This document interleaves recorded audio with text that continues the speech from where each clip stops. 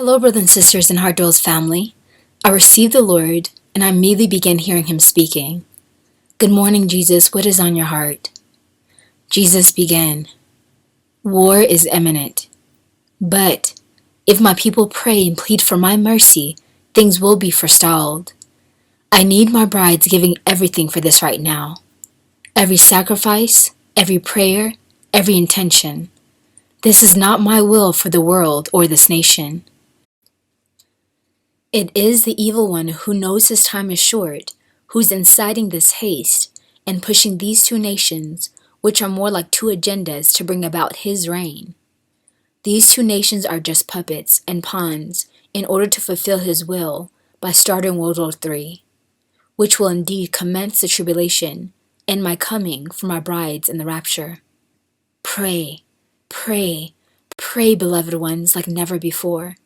Your prayers are so powerful and have moved the hand of the Father time and time again. You ask my will in prayer, and my will is not for this war, but for my brides, my church, to be given more time, more grace, and more mercy, because so many are still not ready. So many are wandering around in their own desires, comfortability, and conformity to the world. Wake up, my beloved ones, wake up. If this situation is not getting your attention, I don't know what will. My desire is to have your president restored back to his rightful office, the plans of the wicked ones exposed, and corruption all brought to the surface. You had asked why there's been a delay in the civil unrest and upheaval here in your nation to wake many up, because there's not enough prayer. And as an aside, with all the recent national events with Ukraine and Russia, I began to question the message the Lord gave us about civil unrest, war coming to our nation in September of last year. He mentioned it would begin in the winter, and nothing has happened yet, at all in our nation, and everything is business as usual. I wonder if I had really heard from the Lord. Not saying I had a desire for civil war in our nation, but Jesus explained his purpose in allowing this to happen for our nation's good. And this is from the message.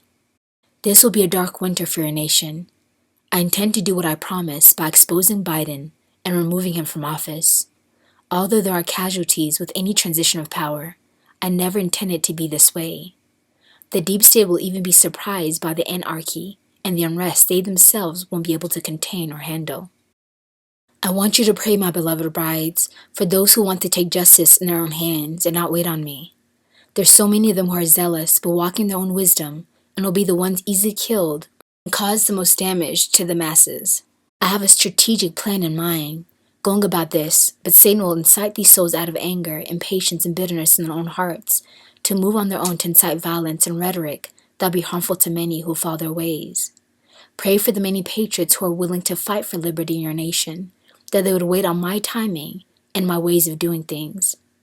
Pray for the many casualties, especially the innocent that will be lost in the crossfire of all of this. Pray for the lying media to come down, Biden's administration and their agenda to be exposed. Pray much, much for mercy on all. Stay away from the news like never before. There'll be so much poison that anyone who watches it, there'll be no way for them not to be infected. Infected with the poison of fear, anger, even rage and bitterness. Stay at my feet, resting on my heart in prayer. These things must take place to wake up the masses, to restore your rightful president, and to reform this nation before I return, and for revival to break forth. And that was from the message. Jesus continued, You, my beloved bride, have been guilty of this too. I gave you specific prayer points, and you haven't been praying them daily. It is time, my beloved brides, to bombard heaven and plead for my mercy behalf of the whole world. Or what you are looking at is a bloodbath, a generation that will be completely annihilated, food shortages, complete government takeover, and the reign of the beast system, and many, many, many left behind because they're not ready. It is now time for my chosen ones within the patriots to move. What happened in Canada needs to happen here in your nation. Many have knolled themselves back to comfortability, as Biden and the deep state have been clever to turn the attention off the internal issues in your nation onto Russia, the supposed enemy of state, who's not an enemy at all. I told you these things would happen, that they would want to incite WWIII by keeping the American people focused on what is going on outside the nation, as they slowly but surely destroy the nation within. And here again, the Lord mentioned that in the message, Civil Unrest, War is Coming, September, He began. Although they intend to bring about World War III, in order that they may reign supreme over all nations, and Obama take his place as the world leader, I'm going to cause a shaking from within, that they wouldn't have time to even focus on other nations, but would be preoccupied with this war within their own nation. And I sense what Jesus meant by all of this is that Biden and his administration's goal is to bring about World War III, if he could have his way.